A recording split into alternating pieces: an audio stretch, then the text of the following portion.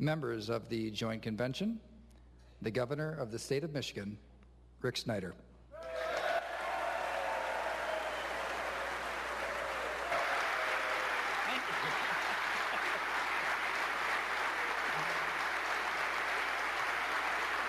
Well, thank you very much. Thank you. Please be seated.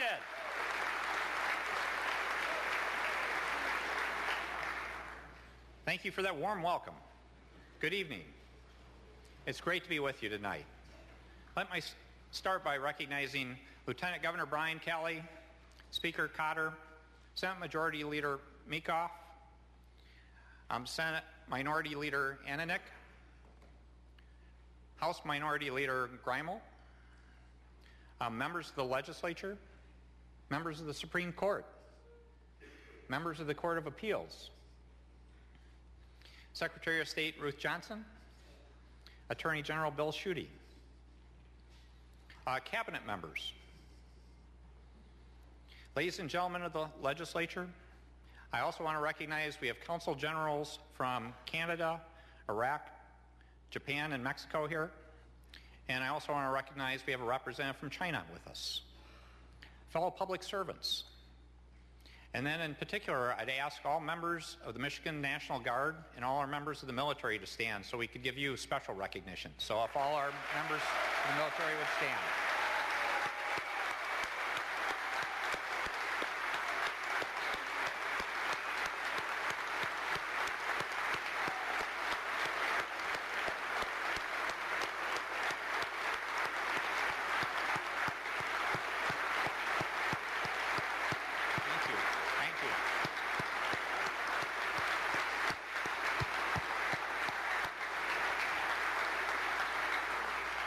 Thank you for your distinguished service, keeping us safe. Citizens of Michigan, and last but not least, I want to recognize my family. Thank you for all your support.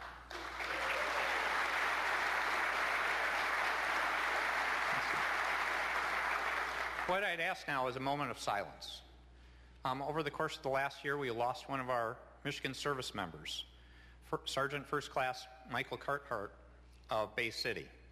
In addition, we actually lost several law enforcement individuals, first responders, and public safety officers in the state of Michigan.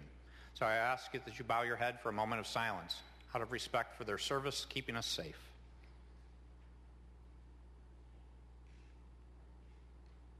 Thank you. Let me begin by saying we've taken on many challenges that people thought were unbelievable. We've made the old unbelievable the new achievable. And we've taken on many difficult issues. Michigan is a much better place today than it was several years ago. We're better. But to be open with you, better is not good enough. We need to do more. And that's what tonight is about, talking about how we go to the top. To build on the foundation we built, but go farther and better to keep up the path of success. In terms of the talk tonight, I'm going to follow my traditional format. I want to share several things from the dashboard because it's important that we're measured on the success that we achieve. I'm going to talk about 2014. I'm going to talk about 2015. I'm going to give you a roadmap of activities during the course of the year for key events. And then I'll close. In terms of the dashboard, we should be so proud.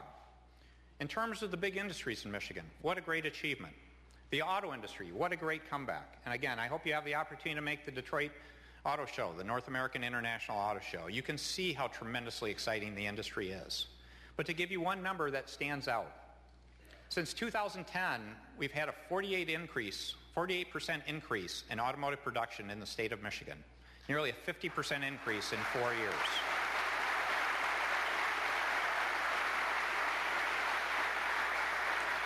For our food and agriculture industry, food and agriculture is critically important. They've been a shining star for us during the difficult years, and they're only continuing to shine brighter. We set a new hallmark, a new benchmark, that many people didn't think we'd achieve in terms of the size of the industry. So just this last year, it was announced that the food and ag industry in the state of Michigan has now exceeded $100 billion of economic activity.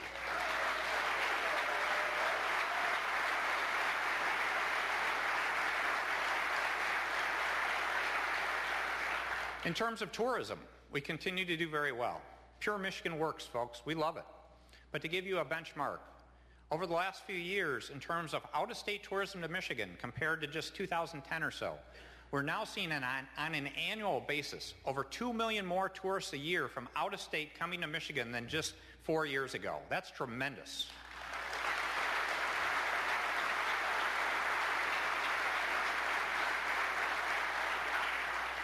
In terms of our citizens, though, we're all seeing great things. If you look at job creation in our state, we've created over 300,000 private sector jobs in the last 4 years. Tremendous success. Our unemployment rate has dropped significantly. In 2010, in December, it was 11.3%. In November of this last year, it was 6.7%, a 40% decrease in unemployment in 4 years.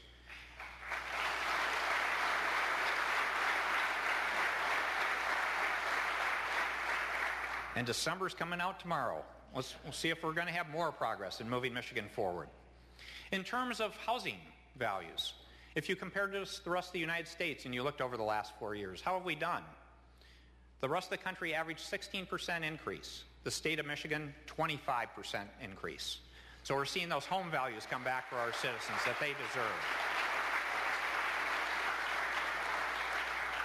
Well, let me jump right into 2014. And one thing I would ask, and again, you never hear this out of most politicians, I'm not a career politician, is I'd ask you to actually hold your applause, except for recognitions of individuals, because I want to get to 2015. And I'm excited to get there. But I do want to give you an update on what transpired this last year in terms of major accomplishments. First of all, on more and better jobs, the skilled trades. One of the things I'm focused in on, and I know we're all excited about this, is to make Michigan #1 in the skilled trades in the United States. We started that path last year. We created the Skilled Trade Training Fund for our community colleges, $50 million to invest in needed equipment for our community colleges to do that training. We created the Skilled Trade Training Fund to help companies be successful, and we've seen over 10,000 Michiganders get additional training, job opportunities and such because of the Skilled Trade Training Fund. One thing in particular I'm proud of that is not just about what we're doing today, but how we're preparing for the future, is FIRST Robotics, a tremendous program we've been supporting. If you look at kids that do FIRST Robotics, the likelihood they'll go into engineering or the skilled trades goes up dramatically. We were #2 in the country several years ago. Over the last few years, we've added teams. This last year, we added 77 teams, more than the other 50 states combined, 49 states combined. We're up to 349 teams, 110 more than California now. And we're moving to be a leader in that. And I want to give a shout out to Kettering University that did a first-of-a-kind community center for FIRST Robotics teams, and they've been a true leader. We have the president of Kettering here tonight, and I want to recognize him, but I also want to recognize a student named Harrison Ford. Not the actor, the student Harrison Ford. And the reason I want to mention Harrison in particular is he's a junior now at Kettering in their co-op program. He's doing tremendously well. But he was on a FIRST Robotics team, and it meant so much to him. He's now a mentor for another FIRST Robotics team in Flint, the Flint Fire. So this is a case of someone having success giving back. So let's give a big shout out up in the balcony for both Dr. Robert McMahon, the president of Kettering, and Harrison Ford, a student at Kettering. Thank you so much.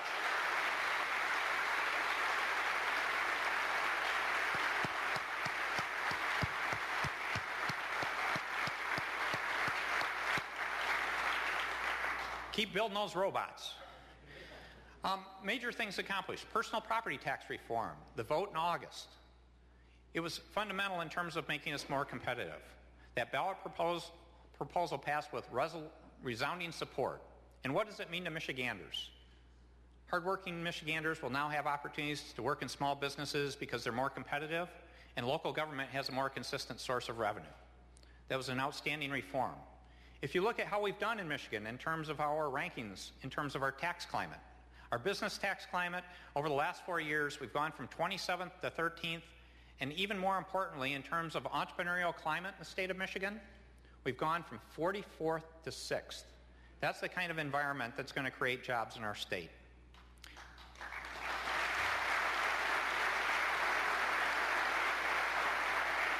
Let me talk about education. We should be absolutely proud. We have been a leader in the nation with early childhood and preschool education. For the last 2 years, we made major budget commitments, $65 million a year for a total of $130 million on an ongoing basis. We've created over 29,000 new opportunities for people in need, young people in need, to get preschool. That's outstanding, and we should be proud. Another thing in education I want to mention is a partnership with the Attorney General. We came out with a hotline, a confidential hotline called OK to Say. And has it been successful? We've gotten the first semester results back. We had over 400 tips come in, and they addressed important issues such as bullying, helping suicide prevention, child abuse, and it's there to also deal with potential cases of school violence. OK to Say is working, and we should be proud. So I want to thank the Attorney General for his partnership on that effort.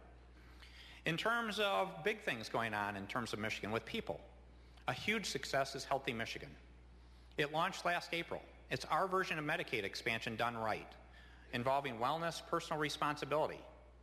We now have over 500,000 Michiganders participating in the program in just that number of months. In terms of what it means to their lives, we've seen over 350,000 primary care visits now taking place. Those are big numbers, but the important part is now we're helping real-life people move from being uninsured in the ER to now move to a preventative care environment where they have a medical home, and it's something to improve the quality of their life and save us all money. And I want to give a shout out to a key mover in making that happen. He was in the House at the time, but I want to give a shout out to Senator Mike Shirkey for his great work on that.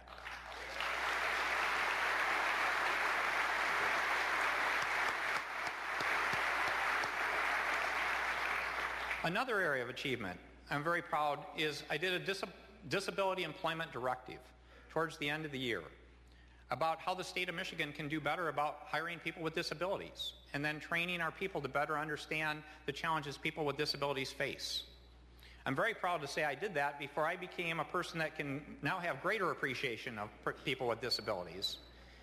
And this particular circumstance I have now is only temporary, but it really has given me a much greater perspective on the challenges that someone with a disability faces. You might find it intriguing in terms of support. I actually had recommendations about how to come in tonight. One was by jetpack through the ceiling. My personal favorite, I like the idea of the zip line from the balcony. But realistically, when you have a disability, you have to be thoughtful. And I want to thank the work that was done to put that directive in place. And now we're going to go statewide. We have a summit coming up for disabilities in February. And I want to give a shout out to two people that have been leaders in that, Lieutenant Governor Brian Calley and Justice Richard Bernstein.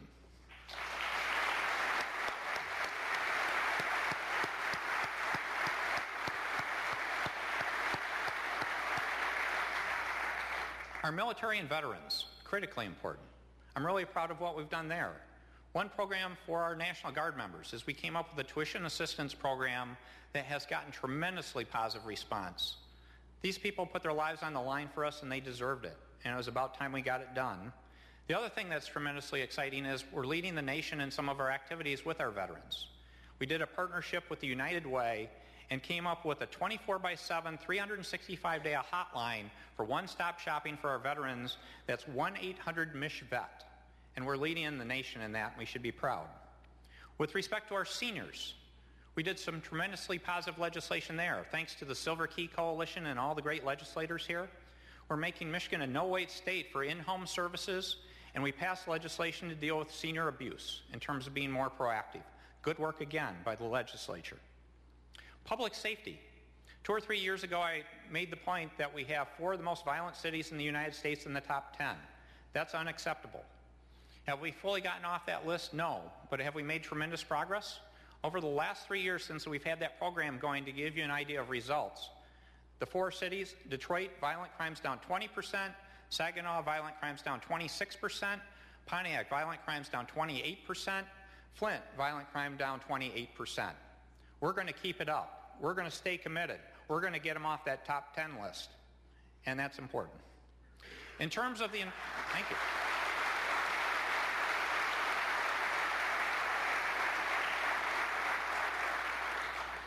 In terms of the environment, we set a big goal on recycling. We had fallen behind recycling. We think the deposit bill makes us a leader. We actually had gotten behind in actually doing regular recycling in this state.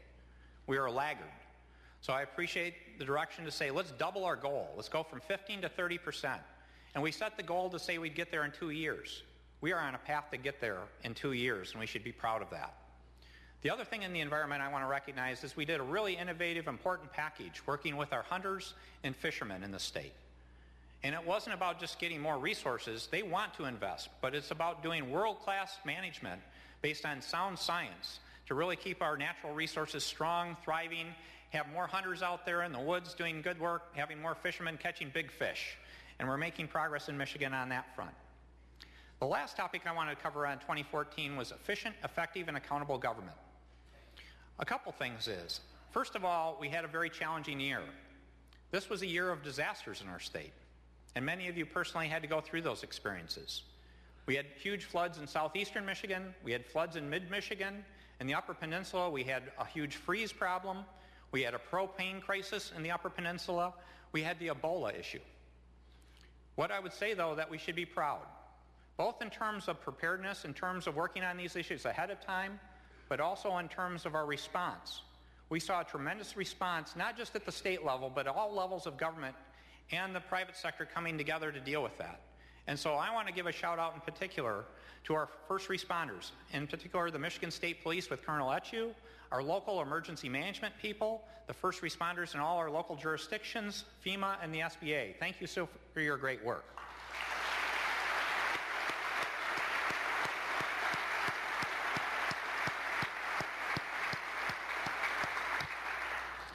In terms of local government, one thing I have to mention in terms of opportunity and great outcomes is the city of Detroit.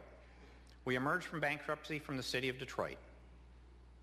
A tremendously hard, difficult process that many people came together to do special things that stand out. And I do want to recognize the people that really made that happen. I want to recognize the retirees who made a sacrifice, who went through very difficult times, and they were with us, though, to support the grand bargain. I want to recognize the hard work of the people at the DIA in terms of raising resources, the foundation community for raising resources, all the great work that took place through this process to make Detroit a stronger, better place. In particular, I want to thank Mayor Duggan. Mayor, thank you and the City Council for your strong effort.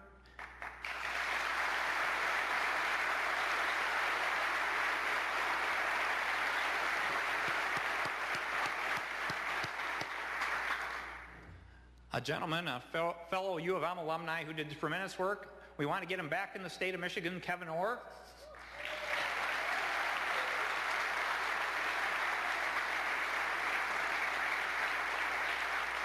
And some of the individuals couldn't join us, but Judge Rosen and Judge Rhodes did tremendous work in this effort, and I want to thank each and every legislator for your confidence, your courage to come together to stand up as Michiganders to say we are all one state. We're strongest when we recognize it's Detroit, Michigan, and the thing I'm proudest to say, after how many decades can each one of us say now that we all have the common goal of not dwelling on Detroit's past, but saying let's grow the city of Detroit, in particular put an emphasis on the neighborhoods to bring them back to be a great place to live in our state.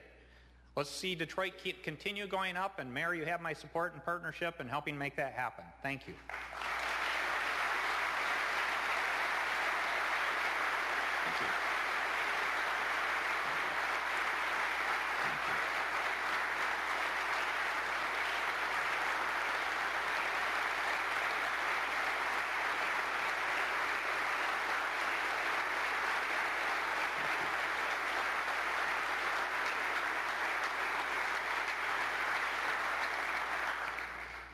Well, thank you. Now for 2015. I'm excited, and I hope you are too when I'm done. First of all, I want to recognize great bipartisan work done at the end of last year. And it was about doing a bipartisan solution to deal with something we knew we had to do, and that's a transportation proposal to deal with the fact that we have rotten roads and bridges in our state. No one in Michigan likes our roads and bridges. We got that work done, but our work isn't done. Now we need to ask our citizens to support that effort in May on the ballot. What is this all about? The key issue is public safety. If you look at it and you look at our bridges, 1 out of 9 is structurally deficient. You might have read about Cincinnati today in terms of bridge challenges there. 1 out of 9 being structurally deficient. So when you drive Michigan and you see plywood underneath that bridge, Why is it there? It's keeping crumbling concrete from falling on your vehicle. That's unacceptable. When you talk about our roads and you see those potholes, just think about the issues and concerns. You've had this personally. When you swerve to move that pothole, you're a distracted driver. You're putting yourself at risk and other drivers at risk, other people. If you hit that pothole and you blow a tire, you're at risk of a major accident. That's unacceptable. We need to do something, folks. It's time to get it done. When you look at the cost structures, we actually looked at the state of Indiana and saw that on average we spend $132 more than the state of Indiana for damage to vehicles in terms of road damage. That's a lot of money, folks, to offset the cost of this proposal. In the end, what I need you to do is vote yes. Vote yes so we can have safer roads. Vote yes so we can get rid of those crumbling bridges and crumbling roads. Vote yes so we can have stronger schools and local government. Vote yes so we can have tax relief for lower income people. There's only good reasons to vote yes. Let's get it done. Let's get it done in May and do it right. Thank you.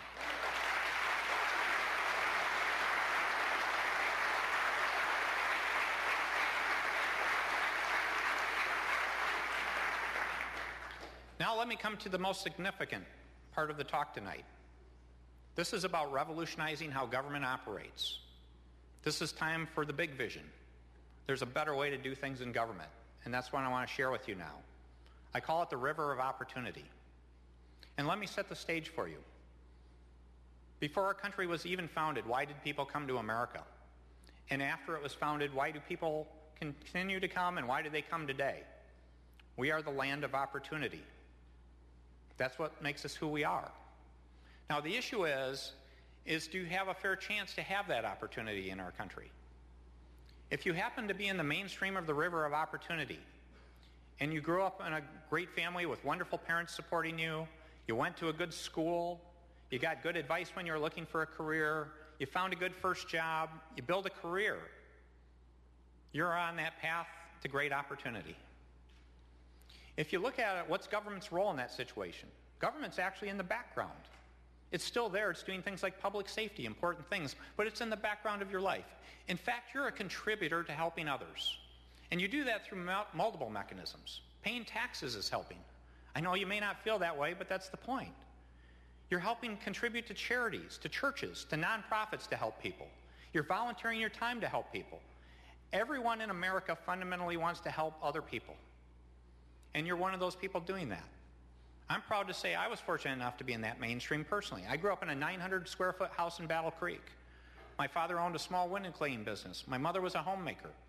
We never had a lot, but I never wanted for anything. I accepted that, and they were wonderful. And I was fortunate enough to be in that mainstream of the river of opportunity that now I can stand here as governor of the state of Michigan. How do we create opportunities for those of people that are not in the mainstream of this river of opportunity is the question. And why do people fall out of the mainstream or are not in it? In some cases, they don't have parents, or they don't have parents at home. They have severe poverty in their family. They may be in a situation where either get to school or get to work, they need transportation, and it's not there, creating a barrier to success.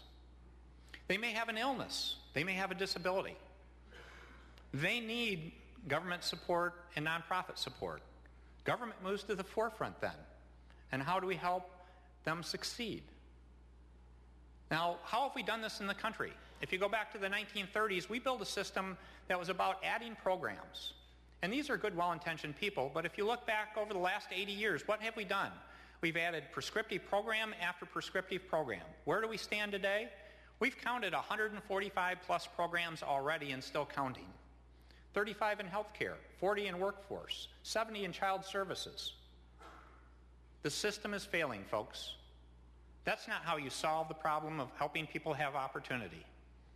What we've done is we've sliced and diced people into programs. We've moved away from treating them as real people. In fact, in some cases, we've taken some of their dignity away as a person by putting them through so many programs. The other problem with all these programs is what have we done? Quite often, we're addressing symptoms. We're not addressing root causes. We're actually facilitating dependency on government. That's not right. We've also built a lot of bureaucracy and inefficiency in the system, and that's not right. In fact, if you look at it, and where is our society today, and you look at people that are in the mainstream of the river and people that not, that gap of difference is only increasing. That's unacceptable. And we should not take it. We need to stand up and say there's a better way to do things. And how is that? It is time to step back and say, let us restructure government to create the river of opportunity by understanding that we're talking about people, not programs. And there are 5 guiding principles we need to stand up and say we should be following to help create opportunities for success for people. The first one is, again, it's about people, not programs.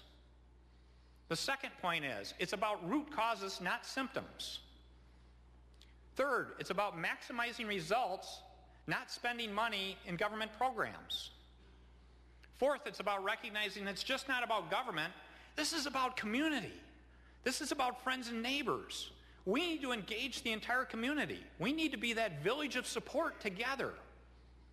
And fifth, we need to measure outcomes and results. And what's the measurement of success? It's not how many people we're facilitating or maintaining their dependency. It's how many people that were outside of that mainstream of opportunity that we have now moved into the mainstream so they can be successful.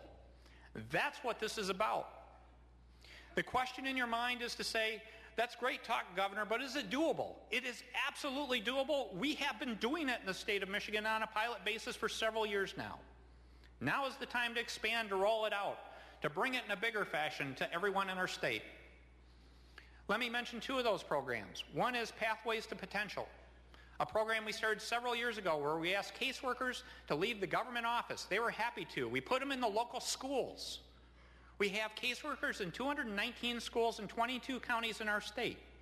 They're now there with the kids that they're there to help, with their families, seeing what their lives are like, not in some government office.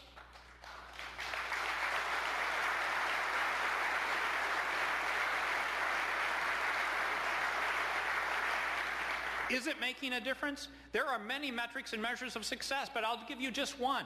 Chronic absenteeism, one of the key constraints to success, is down by 1/3 in the schools where we have pathway people versus where we do not. That is success.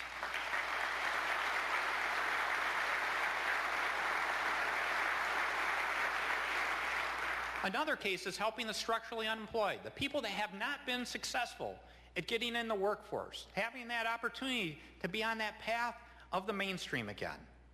So several years ago, we created this program with solely state dollars because the federal programs were simply not good enough to be flexible enough. So how is that program done? We've now placed over 3,000 individuals in over 100 companies with a retention rate of nearly 70%. It's making a huge difference in people's lives, and I can give you an illustration. The number one reason we found for the people we've been servicing that they couldn't either get training or work to be successful, it was a lack of transportation. And by having the ability to have these wrap services to look at the big picture, we've been able to work on that. This is the kind of attitude. Now I want to share a story with you that goes way before community ventures to show how powerful this can be. And I want to thank the people from Cascade Engineering and actually the Department of Human Services for their work. This goes about the story of Amy Valdez in terms of her life. In 1998, she was a single mother with 3 kids. She was living with her sister. She was looking about getting assistance. She had the opportunity to go to Human Services. She actually ended up with a job at Cascade Engineering, an outstanding company. They actually went out of their way to pay for a caseworker to be in their company, to give her support, and to give other people support that were in similar circumstance. Now, we're talking quite a few years later, 16 years later. Where is Amy today? Amy is a top-tier operator in the company. She's a team leader. She's training other people to be successful. She owns a home. I asked her about her 3 kids. She's proud about one just graduating from college, doing well. The others are on the path to success. That's the kind of success we need to bring in terms of solving problems for people. So if it would be okay, I'd ask them to stand from Cascade Engineering. We have Fred Keller, the founder of the company.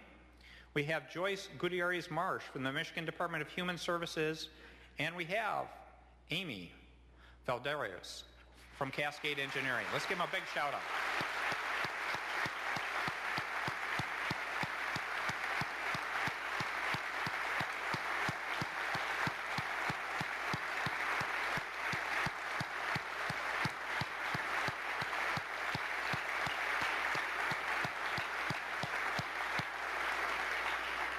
Thank you for being a great role model for all of us. Let's do this all across Michigan. Now the next steps. Where do we go with the River of Opportunity? Just as I said, let's ramp up these programs, Pathways to Potential, Community Ventures. But let's also restructure government. Let's step back and look at how we're doing things in the big picture. We've started already. One of our goals is to be number one in the skilled trade training. And to help do that, I did an executive order earlier or late last year to really put together our talent operations, our workforce operations with the MEDC and our economic development operations. We created the Department of Talent and Economic Development, a step to move in that direction in that part of the world. The next step is I'm working on an executive order that I will issue to take the Department of Community Health and the Department of Human Services and merge them into one department to focus on health and human services with supporting agencies. So we can be much more one-stop shopping, really human-focused, people-focused on how to deliver great services to our citizens there. And I would appreciate your support in those outstanding efforts. Other things we need to do. We need to go to the federal government. We need to say 145 plus programs is not the answer. Let's go ask for waivers and say, how can we consolidate these programs so they're about a few outcomes to help people, real people? And let's do that. And then coming back to my comment about community, let's go do outreach and figure out how we do public-private partnerships to engage all of us in helping one another, whether it's people volunteering their time, other efforts, to really make sure this happens in some positive, supportive way. If you stop and think about it, what is the River of Opportunity? The vision is about creating opportunities for success, not facilitating dependency. And the mission? Help people to succeed, not build government programs that spend. That's the kind of attitude we need. And now I'm going to transition right into education because that river opportunity applies to education and well. Two huge areas I want to mention in particular on education. First of all, we need to put a stronger, much stronger focus on what I describe as prenatal through third grade. P3. One of the important metrics in someone's life of the river of opportunity is the ability to be proficient reading by third grade. How have we done? We were at 63% in 2010. We're at 70% today, about a 10% improvement. We can't be proud of that, folks. 70% doesn't cut it. We've already done some great things that I know will improve that number, such as our investment in early childhood. As those kids age, that can make a huge difference in that number, but we cannot stop there. I'm going to ask for additional resources when I present the budget to say let's invest more in that area. I'm also asking the legislators to work with me to create a commission outside of government with people from all sectors to say, how do we look at best practices? It's a model that's worked well in places such as Tennessee. So let's work on third grade reading. And I do want to give a shout out.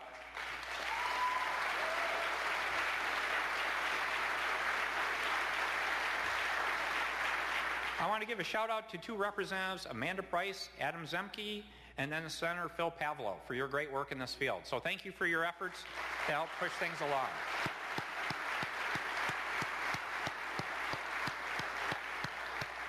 I've never seen shy representatives and senators like this. We need you guys to stand up for a good applause. The next area is something else critically important. It's the intersection between high school and higher education. We've built artificial boundaries that create inefficiencies and failure points for our young people. And what do I mean by that? First of all, if you think about it, think about your own situation and think back. How good did we do career counseling for you back in high school and when you were starting college? Most time people just smile because you didn't get any help. And very few people are getting the assistance they deserve and could really use in terms of career counseling. We need to improve that. But what else can we do? That's where you find the skilled trade training, career tech education, job-oriented career tech ed. But the problem is it in the ISD or is it in the community college? And do you know where to look and how to get those programs to work together? We need to dramatically improve that. Again, not threatening the organizations, but creating partnerships. And then you look at the question of accelerating, getting people through faster, and then helping reduce college cost expense.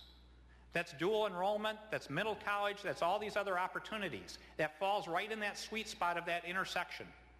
We need to build a seamless system.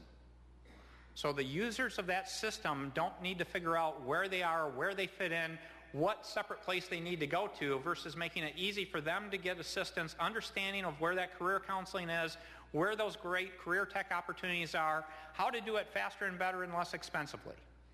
That's the path to success.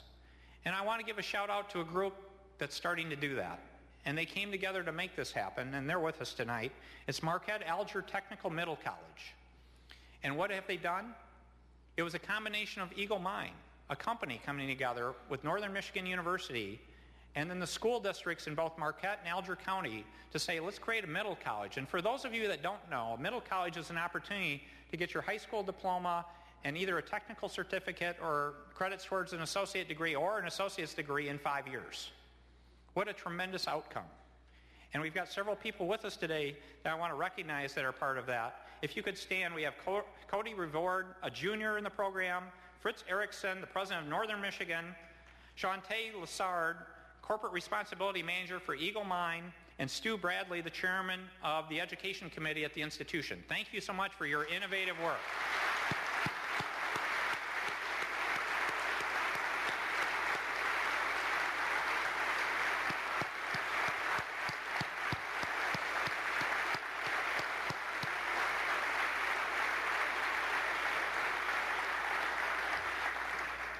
That's the kind of creativity that makes Michigan great. And thank you for coming from the UP to visit us tonight. The final thing I want to mention on the education front is to continue some work we didn't finish in the last session, and that's let's finish teacher effectiveness. Our teachers deserve the best tools to help them be great teachers, and we should be working on that. In terms of more and better jobs, a couple things I would mention. First of all, we're going to create regional prosperity teams. We have the 10 regions across the state, but as Michigan has come back and been strong, doing well in so many different ways, there are certain geographies that are being left behind. And I'm talking about urban and rural areas that have not been participating. And what I want to ask our 10 regions to do is identify the places of greatest need within their region where they're willing to devote resources, and we'll bring our resources to the table, and we'll go to those communities and we'll help them be successful in job creation and training and making sure they're participating in the comeback of Michigan. So we're going to make a focused effort there. The other thing I call for is a continuation of the dialogue and discussion on Elliott Larson. And I appreciate the prior discussions that were had, but let's keep up that dialogue and let's show that we can deal with issues of discrimination in our state.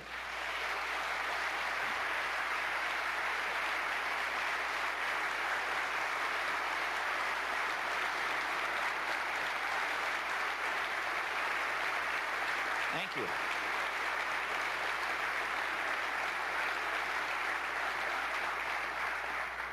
On the people front, we have a problem that we need to address. We've worked on it, but not good enough. And that's the case of drug abuse in our state. The numbers show we probably have about 650,000 plus people with a substance abuse disorder. If you looked at it in terms of death from drug overdose and drug poisoning, that number has gone up fourfold since 1999. Last year we had a summit on heroin to help address the issue, but that's not good enough. So I'm making a call now to say let's develop a comprehensive plan by October where we can do more to prevent drug abuse within our state and help these people.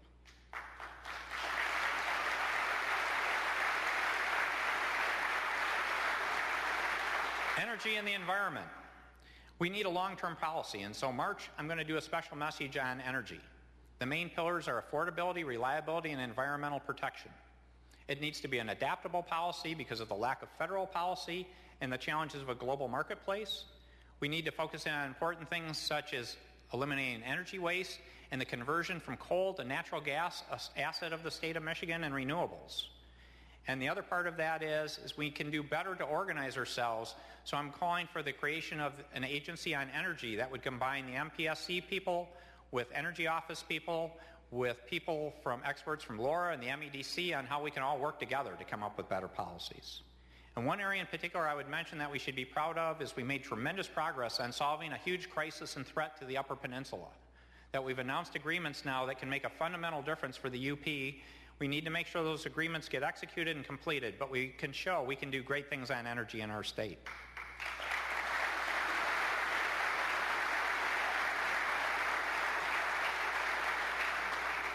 I'm going to go fast on the next 2 or 3 because I don't want to run out of time on some cool stuff. Again, on invasives, we're doing great work, and this is a year to really step forward on invasive species in terms of identifying priority areas, early detection sites being put in place, and education of our citizens. And so that's a big investment we will be making that will make a difference. In terms of effective, efficient, and accountable government, I'm asking our legislature to work on doing fiscal notes with legislation so we can see the budgetary impact and how to be more efficient.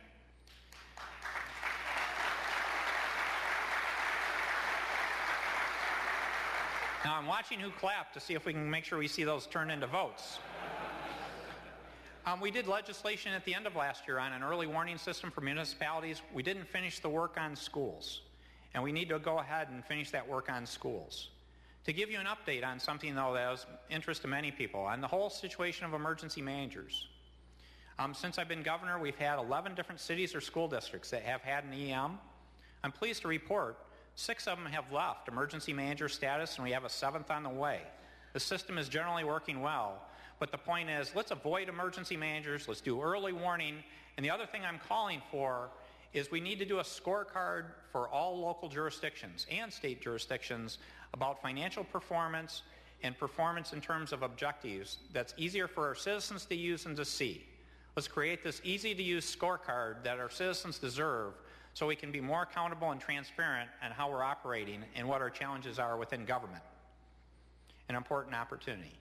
One subset of that in particular I'd like to mention that we're working on is in the case of Detroit, for example, and a few other communities. We have an uncorded educational environment where we have a school district, we have the case of Detroit, the EAA, we have charter schools. It's an environment that's not creating success for our students. They deserve it. They deserve to have a great education, so they have a bright chance at college, career, and life. And we need to do more on that. And I appreciate the work going on with the coalition now led by the Skillman Foundation. But before the first half of the year, I hope to call for legislation to bring more structure and more thoughtfulness to deal with these challenge situations. To say the answer, in my view, needs to begin by saying we need to raise the bar and standard on every educational institution, whether it be a public school, a charter school, the EAA, and we need a common bar that's a high bar, that's an increasing bar to make sure these kids get the best education possible.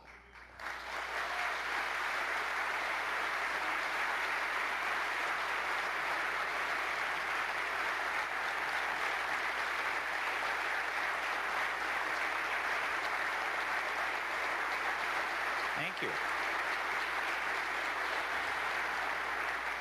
And I want to give a quick shout out. I have a fellow CPA that's been a great help in this, and that's Representative Earl Pileski. So Earl, thank you for your work on that.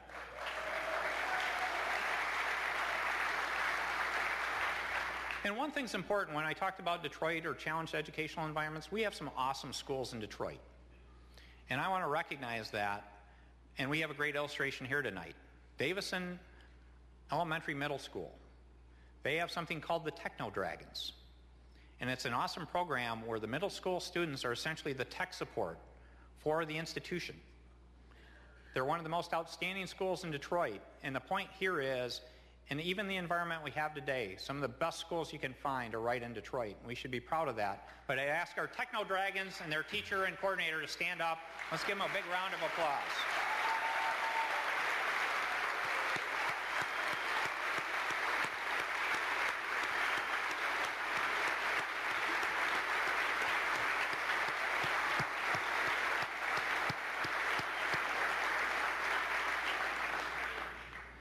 Now for the roadmap for the year ahead. In February, we're going to do the budget, and in particular, we have challenges because of tax credits from the last decade. It's going to require a special work, extra effort, but we're not going to be beaten by some legacy of the past. We're doing smart things today, and we'll work through those issues, but in particular, I'm looking towards Chairman Pashoka and Chairman Hildebrand for your leadership on the budget, about getting a budget done 5 years in a row, on time, done well, and balanced.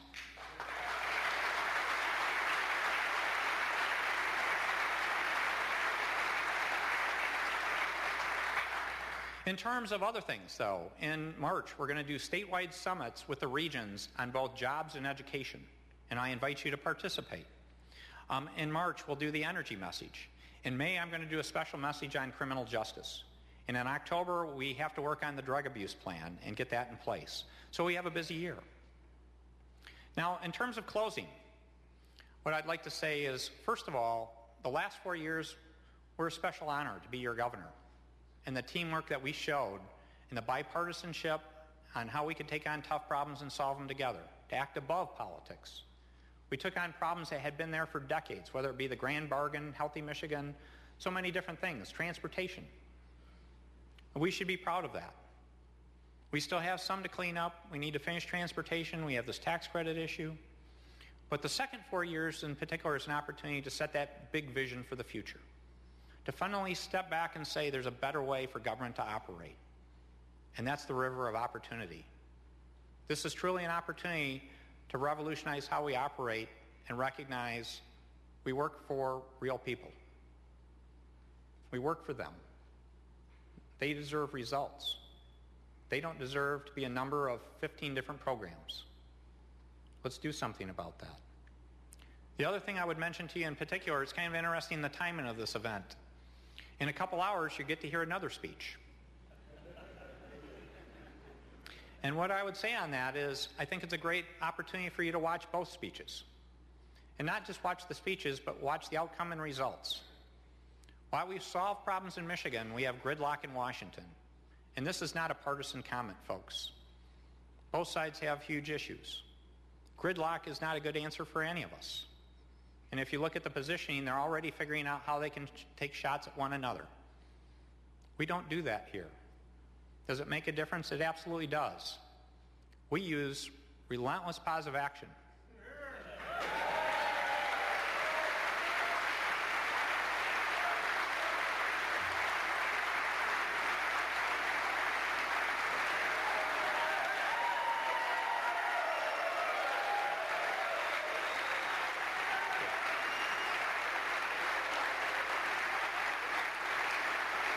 Thank you. Thank you. For the historical archives, I would have it noted that's the latest of my 5 speeches that phrase has been used. We use relentless positive action to solve the tough problems, where they spend most of their time on fighting and blame and leaving those problems for future generations. We balance budgets. We pay our debts. We've reformed our tax system to be simple, fair, and efficient. We've worked above politics to do great things, as I mentioned, the grand bargain, Healthy Michigan. We're leading the nation in creating manufacturing jobs. We're leading the nation in early childhood education. We're going to lead the nation in career tech education and the skilled trades. We're going to lead the nation in treating our citizens as real people, not programs. With your partnership, we're going to continue moving Michigan to the top, to say we can be the best, to do the right thing by our citizens. And it's something we should be proud of. It's going to require hard work. It's going to require cooperation, understanding. But as relentless positive action works, let's not talk about how we differ. Let's embrace diversity as a positive power. Let's find the common ground and take on those tough issues and solve them together. Because that's what our citizens want. That's what they deserve. So thank you for the opportunity to share tonight with you. Thank you, good night, and God bless the state of Michigan, the United States of America, and each and every one of you. Thank you.